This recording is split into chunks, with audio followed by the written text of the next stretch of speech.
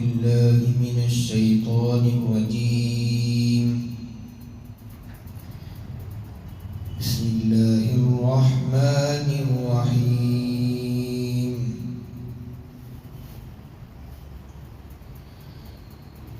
يا أيها الناس كلوا مما في الأرض حلالا طيبا ولا تتبعوا خطوات الشيطان إنه لكم عدو مبين. إنما يأمركم بالسوء والفحشاء وأن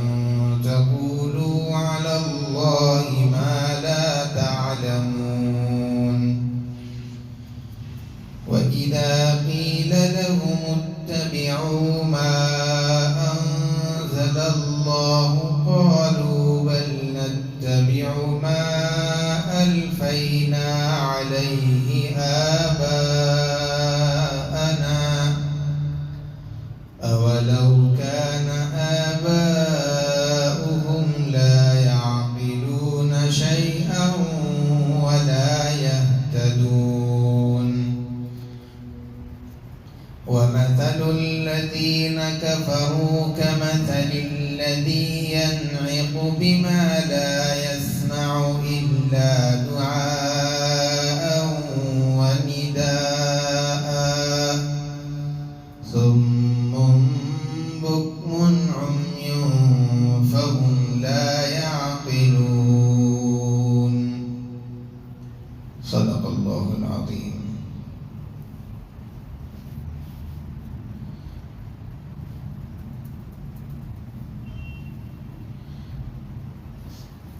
اے لوگو، زمین میں موجود حلال اور پاکیزہ چیزیں کھاؤ اور شیطان کی راہ پر مت چلو، بلا شبہ وہ تمہارا کھلا دشمن ہے۔ وہ تم کو برائی اور فحش کاموں کا حکم دیتا ہے اور اس بات کا کہ تم اللہ تبارک و تعالیٰ کے بارے میں ایسی باتیں کہو جو تم نہیں جانتے۔ اور جب ان سے کہا جاتا کہ تم پیروی کرو اس چیز کی جو اللہ تبارک و تعالیٰ نے نازل کی، تو وہ کہتے کہ ہم تو اس راہ کی پیروی کرتے ہیں جس پر ہم نے اپنے آبا و اجداد کو پایا ہے، اگرچہ کہ ان کے آبا و اجداد وہ کچھ بھی عقل نہیں رکھتے اور وہ ہدایت یافتہ بھی نہیں تھے۔ اور کافروں کی مثال اس جانور کی سی ہے جو چرواہے کی صرف پکار اور آواز کو سنتا ہے۔ گونگے ہیں، بہرے ہیں اور اندھے ہیں، چنانچہ وہ کچھ بھی عقل نہیں رکھتے۔ مشرکین مکہ بعض چیزوں کو جو حلال ہیں اپنی طرف سے حرام کر لیا کرتے تھے۔ جیسے بعض جانوروں کا دودھ، وہ یہ کہتے تھے کہ اس کا دودھ صرف ان لوگوں کے لیے پینا حلال ہے جو مخصوص بت کی پوجا کرنے والے ہیں، لات کی پوجا کرنے والوں کے لیے اس کا دودھ حلال ہے، اور باقی جو دوسرے بتوں کی پوجا کرنے والے لوگ ہیں ان کے لیے اس جانور کو ہاتھ لگانے بھی نہیں دیتے تھے۔ ایسے ہی جب کوئی اونٹ کا بچہ پیدا ہوتا، اگر وہ مردار پیدا ہوتا تو کہتے کہ اس کو مرد اور عورتیں دونوں کھا سکتے ہیں، لیکن اگر وہ بچہ زندہ پیدا ہوتا تو وہ کہتے کہ عورتوں کے لیے اس کا گوشت حلال نہیں ہے، صرف مرد حضرات ہی اس کا گوشت کھا سکتے ہیں۔ اس طرح کے بہت ساری چیزیں تھیں جو انہوں نے حلال چیزوں کو حرام کر لیا تھا، تو اس پر اللہ تبارک و تعالیٰ نے اس آیت کو نازل فرمایا کہ کسی بھی چیز کو حرام کرنا یا کسی بھی چیز کو حلال کرنا، یہ جو حکم لگانا ہے یہ اللہ تبارک و تعالیٰ کا حق ہے جو رب ہے، اور یہ مخلوق میں سے کسی کا اختیار نہیں ہے کہ حلال چیز کو حرام کر سکے۔ اللہ کے نبی صلی اللہ علیہ وسلم نے بھی ایک مرتبہ جب آپ کے گھرانے میں کچھ معاملہ ہوا تھا تو آپ نے شہد کو اپنے اوپر حرام کر لیا تھا کہ اب میں شہد کو استعمال نہیں کروں گا۔ اللہ کے رسول صلی اللہ علیہ وسلم نے امتیوں کے لیے حرام نہیں کیا، ازواج مطہرات میں سے کسی کے لیے حرام نہیں کیا تھا، بلکہ صرف اپنی ذات کی حد تک اس کو ممنوع ٹھہرا لیا تھا۔ لیکن اس پر بھی اللہ تبارک و تعالیٰ کی طرف سے حضور پاک صلی اللہ علیہ وسلم کی جانب آیات نازل ہوئی، یا ایھا النبی، اے نبی جی، لم تحرم ما احل اللہ لک، جس چیز کو اللہ تبارک و تعالیٰ نے حلال بنایا ہے آپ اس کو اپنے اوپر کیوں حرام کر رہے ہیں؟ تو حرام کرنے کا حق اور کسی چیز کو حلال کرنے کا حق یہ تو اللہ تبارک و تعالیٰ کا ہے۔ اسی مشرکین کے عمل کو، یعنی ان کے اس عمل کے غلط ہونے کو اس آیت کے اندر اللہ تبارک و تعالیٰ بتلا رہے ہیں کہ اے لوگو، اللہ تعالیٰ نے زمین میں جتنی بھی چیزیں رکھی ہیں اس کو کھاؤ، استعمال کرو، لیکن اس کے لیے دو چیزوں کو اللہ نے یہاں ذکر کر دیا۔ ایک تو یہ کہ وہ چیز حلال رہنی چاہیے، حرام چیزوں کا استعمال وہ جائز نہیں ہے، اور دوسرا طیب ہونی چاہیے، پاکیزہ رہنی چاہیے۔ دونوں چیزیں جب رہیں گی تو اس وقت میں اس کا استعمال کرنا درست ہوگا۔ طیب سے مراد دوسرے کا حق اس کے ساتھ وابستہ نہ رہے، جیسے کہ اگر کوئی جانور، بکری، بکرا، اونٹ، کوئی بھی جانور ہو، حلال ہے، اس کا گوشت کھانا جائز ہے مسلمان کے لیے، لیکن دوسرے کی بکری ہے، آپ نے ذبح کر دیا تو آپ اس کے مالک نہیں تھے، تو یہ پاکیزہ اور طیب نہیں ہے۔ آپ اس کے مالک رہیں تب جا کر کے اس کے اندر حلال اور طیب ہونا دونوں چیزیں جمع ہوں گی۔ ایسے ہی آپ نے کسی آدمی نے دوسرے کی مرغی پکڑ کے ذبح کر دی تو یہ مرغی کا استعمال تو حلال ہے، حلال جانور ہے، حلال پرندہ ہے، لیکن وہ دوسرے کا ہونے کی وجہ سے اب وہ طیب نہیں رہا، اسی لیے اس کو استعمال نہیں کر سکتے۔ یہ دو چیزیں جن میں پائی جائیں گی ان کو استعمال کیا جا سکتا ہے۔ اللہ تعالیٰ نے فرمایا وَلَا تَتَّبِعُوا خُطُوَاتِ الشَّيْطَانِ، کہ تم شیطان کی راہ پر مت چلو۔ دیکھیے شیطان کا راستہ، شیطان کی راہ، انسان شیطان کے راستے پر چلے گا تو انسان کو شیطان غلط راستے کی طرف لے کر کے جائے گا۔ جو راستہ آدمی کو جہنم کی طرف لے جاتا ہے اس راستے پر شیطان انسان کو ڈالتا ہے، اس لیے کہ شیطان یہ انسان کا کھلا ہوا دشمن ہے، جس کو آیت کے آخری حصے میں اللہ نے فرمایا اِنَّهُ لَكُمْ عَدُوٌّ مُّبِينٌ، کہ وہ تو تمہارا کھلا ہوا دشمن ہے۔ شیطان کی ہمیشہ کوشش یہ رہتی ہے کہ آدمی کسی طریقے سے آخرت کے اعتبار سے نقصان میں پڑ جائے۔ اور ایک کہاوت ہے جس کے اندر بڑا سبق بھی ہے۔ کہاوت یہ ہے کہ ایک آدمی تھا، بڑا نیک تھا، گناہ نہیں کرتا تھا، برائی کی طرف نہیں جاتا تھا، اللہ سے بہت ڈرتا تھا، اپنی آخرت کا بہت خیال رکھنے والا تھا۔ وہ آدمی ایک دیوار کے نیچے جا کر کے سو گیا۔ کچھ دیر نہیں گزری کہ ایک دوسرا آدمی آ کر کے اس کو اٹھایا اور اس نے کہا کہ یہاں سے فوراً ہٹ جاؤ، یہ دیوار گرنے والی ہے۔ اب وہ آدمی وہاں سے ہٹ گیا اور چند ہی لمحوں کے اندر وہ دیوار گر گئی۔ اب یہ سونے والا بڑا پریشان اور حیران کہ یہ جس نے مجھے جگا دیا یہ تو میرا محسن ہے، اس نے میری جان بچائی اور مجھے عین وقت میں اٹھا کر کے مجھے محفوظ جگہ پر پہنچا دیا۔ اگر میں وہاں رہتا تو وہ دیوار مجھ پہ گر جاتی، میرا جانی نقصان اور میں مر جاتا۔ اس نے اس کو پکڑ لیا اور اس سے پوچھا کہ تم کون ہو؟ اس نے بتایا بڑے اصرار کے بعد میں، پہلے سے بتانے سے انکار کر دیا۔ بڑی دیر کے بعد جب وہ اصرار کرتا رہا تو اس نے بتایا کہ میں ابلیس ہوں، میں شیطان ہوں۔ اس نے بتایا کہ تمہارا کام تو لوگوں کو نقصان پہنچانا ہے اور تم نے میری جان بچا دی، یہ مسئلہ کیا ہے؟ اس نے بتایا کہ اگر تم وہاں لیٹے رہ جاتے اور تمہارے اوپر وہ دیوار گر جاتی تو اللہ کے رسول صلی اللہ علیہ وسلم کے فرمان کے مطابق جو دب کر مر جائے، جو سانس رک کر مر جائے، وہ شہید کے درجے میں ہوتا ہے، اور اگر دیوار گر کے تم مر جاتے تو تمہیں شہادت کا مرتبہ مل جاتا۔ تو میں نے اس چیز سے تم کو محروم کرنے کے لیے وہاں سے ہٹا دیا تاکہ تم کو وہ مقام و مرتبہ نہ مل سکے۔ تو شیطان ہمیشہ انسان کے پیچھے لگا ہوا ہے، کسی طریقے سے اس کو اخروی اعتبار سے نقصان پہنچانے کی کوشش اس کی چلتے رہتی ہے۔ ایک اللہ والے تھے، ہر روز تہجد کا اہتمام کرتے تھے۔ کسی ایک دن آنکھ لگ گئی، نیند ہوشیار نہ ہوئی، فجر کے وقت میں اٹھے، دن بھر بہت زیادہ غمزدہ رہے، روتے رہے کہ میری آج تہجد کی نماز نہ ہو سکی۔ دوسرا دن جب آیا تو دیکھتے ہیں کہ تہجد کے وقت میں کوئی آ کر کے ان کے پیر دبا کر کے اٹھا رہا ہے۔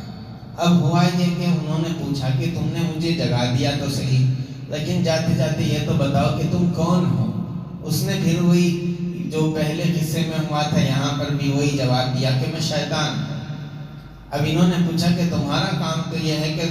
اٹھنے والے کو سلایا جائے اور جو بیدار ہونا چاہتا ہے اس کو تھپکی دے کر کے اس سے نماز چھڑا دی جائے۔ اب تم میرے ساتھ میں الٹا معاملہ کر رہے ہو، میں سو رہا ہوں تو تہجد کے لیے مجھے اٹھا رہے ہو۔ تو اس نے بتایا کہ تم کل تہجد کے لیے نہیں اٹھے تھے، اور اس پر تم نے جو افسوس کیا تھا، تم نے اللہ کے سامنے جو رونا دھونا کیا تھا، اس رونے دھونے پہ اللہ تعالیٰ نے تم کو تہجد کی نماز پڑھنے سے زیادہ ثواب دے دیا تھا۔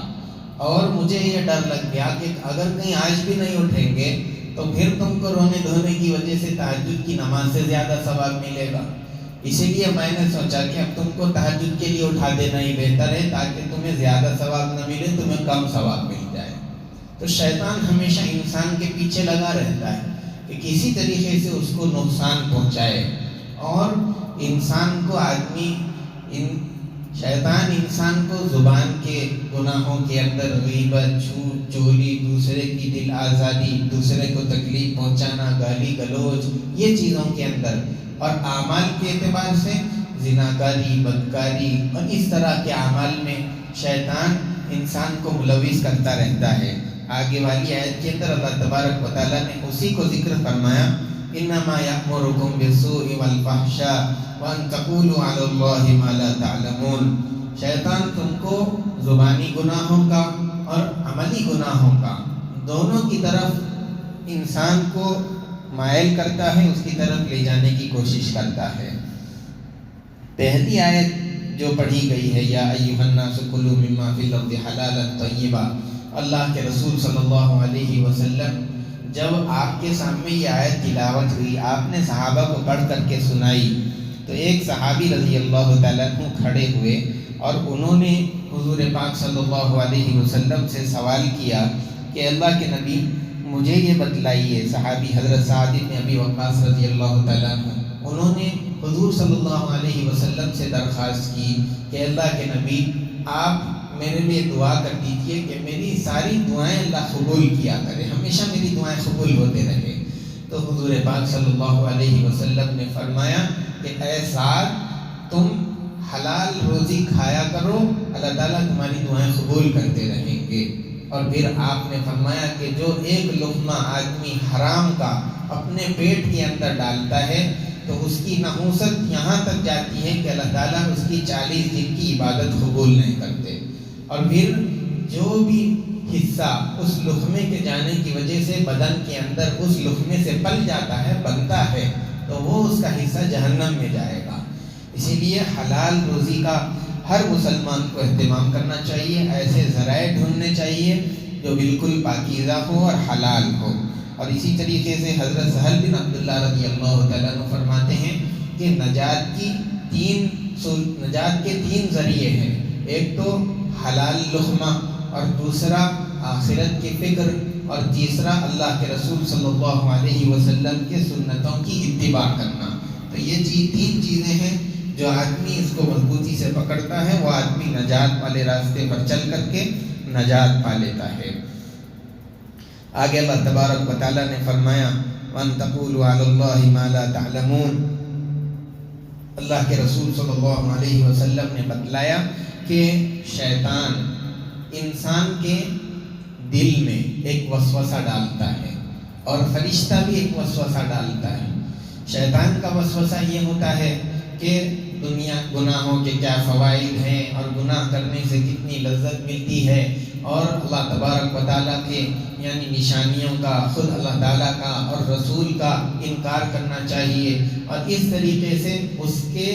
وسوسے کے اثر سے یہ سارے راستے اس کے لیے کھلتے جاتے ہیں۔ اور فرشتے کا جو وسوسہ اور اثر رہتا ہے، الہام رہتا ہے، اس کے اثر کی وجہ سے نیکیوں کے فوائد اور آخرت کی طرف رغبت اور اللہ تبارک و تعالیٰ کی توحید پر اطمینان، اللہ کے دین پر چلنے کا جذبہ اور شوق، یہ چیزیں آدمی کے دل کے اندر پیدا ہوتی ہے۔ جب یہ دونوں کیفیات آدمی کے دل میں ہو، اب آدمی کے اختیار میں ہوتا ہے، چاہے تو شیطان کے اثر کو قبول کرے یا چاہے تو فرشتے کی طرف آنے والے، اس کی طرف سے آنے والے اثر کو قبول کر کے سیدھے اور صحیح راستے پر چلے، اپنی زندگی کو سنبھال کر کے رکھے۔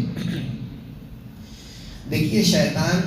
آدمی سے جو گناہ ہوتے ہیں، جیسے کہ کوئی چور ہے، چوری اس سے سرزد ہوئی، یا زانی ہے، زنا اس سے سرزد ہوا، یا کوئی بھی گناہ ہو، آدمی سے جو سرزد ہوتا ہے وہ آدمی کے اپنی اختیار سے ہوتا ہے۔ شیطان کا کام تو صرف اس کے دل میں وسوسہ ڈالنا اور اس پیچھے ہٹ جانا۔ اب انسان کے اختیار میں ہوتا ہے کہ وہ آنے والے وسوسے کو قبول کر کے گناہ کے راستے پہ چلے کہ نہ چلے۔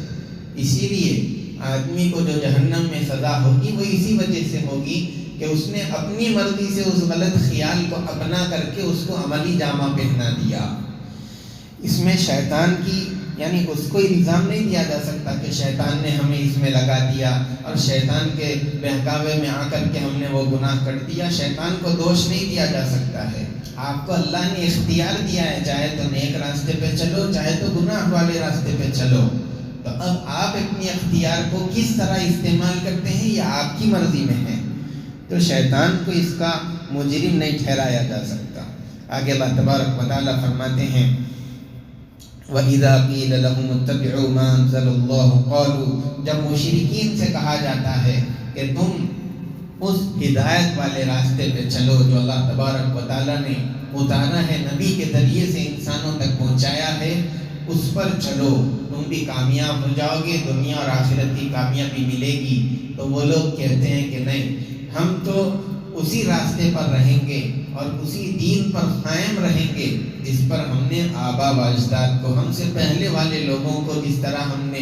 دین پر چلتے ہوئے دیکھا ہے، ہم اسی دین پر رہیں گے۔ ہم اللہ کے بھیجے ہوئے دین اور اس کے راستے کو اپنانے کے لیے تیار نہیں ہیں، یہ مشرکین مکہ کہتے تھے۔ اور وہ آبا و اجداد ایسے کہ وہ کچھ بات سمجھتے نہیں، ہدایت کا ان کے پاس کوئی علم نہیں ہے، اور وہ لوگ ہدایت کے راستے پر نہیں تھے، اس کے باوجود بھی یہ لوگ انہی کے پیچھے چلنے کے لیے اصرار کرتے ہیں، اللہ کی ہدایت کی طرف آنے کے لیے تیار نہیں ہیں۔ ایسے لوگ جو اللہ کی ہدایت پر آنے کے لیے تیار نہ ہوں اور رسول پاک صلی اللہ علیہ وسلم کی بات سننے کے لیے تیار نہ ہوں، ان کی مثال آگے والی آیت میں اللہ تعالیٰ نے دیا کہ جس طریقے سے ایک چرواہا جو بھینسوں کو، بکریوں کو، اونٹوں کو چرانے والا ہو، ان کے بیچ میں کھڑے رہ کر کے اگر کوئی اچھی سے اچھی تقریر بھی کرے اور بھلائی کی بات ان کے سامنے بیان کرے، تو جس طریقے سے جانور کو اس کی آواز تو سنائی دیتی ہے اور چرواہی کی پکار اس کی کان میں پڑتی ہے، لیکن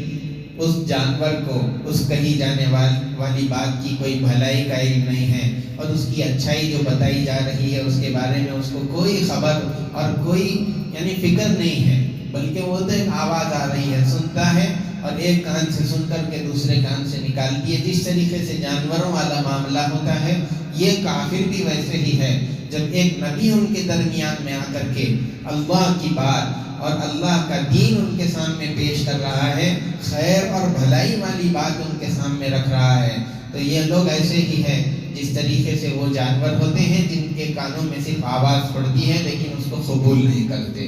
اسی کو اللہ نے فرما دیا، ان لوگوں کی مثال کافروں کی ایسی ہے جیسے کہ کوئی چرواہا جو ان جانوروں کی طرح ہے جو چرواہے کی پکار اور آواز کو سنتے ہیں اور پھر ان کا سننا ایسا ہے گویا کہ وہ گونگے ہیں، بہرے ہیں اور سیدھی راہ کے دیکھنے سے اندھے ہیں۔ فَهُمْ لَا يَعْقِلُونَ، یہ سب چیزیں سننے کے بعد بھی وہ سنائی جانے والی بات سے کچھ سمجھ بوجھ حاصل نہیں کرتے، گویا کہ وہ بے عقل ہیں، ان کو کچھ بھی عقل نہیں ہے۔ اللہ تبارک و تعالی ہم تمام کو قرآن کریم کی روشنی میں اور نبی رحمت صلی اللہ علیہ وسلم کی ارشادات کی روشنی میں سنتوں کی پیروی کرتے ہوئے پوری زندگی گزارنے کی توفیق عطا فرمائے، پوری زندگی صراط مستقیم پر رکھے، گمراہی سے اللہ تبارک و تعالی ہماری اور ہمارے نسلوں کی حفاظت فرمائے۔ سبحان ربک رب العزت عما یصفون وسلام علی المرسلین والحمد للہ رب العالمین۔ آئندہ درس انشاءاللہ 9 فروری کو ہوگا۔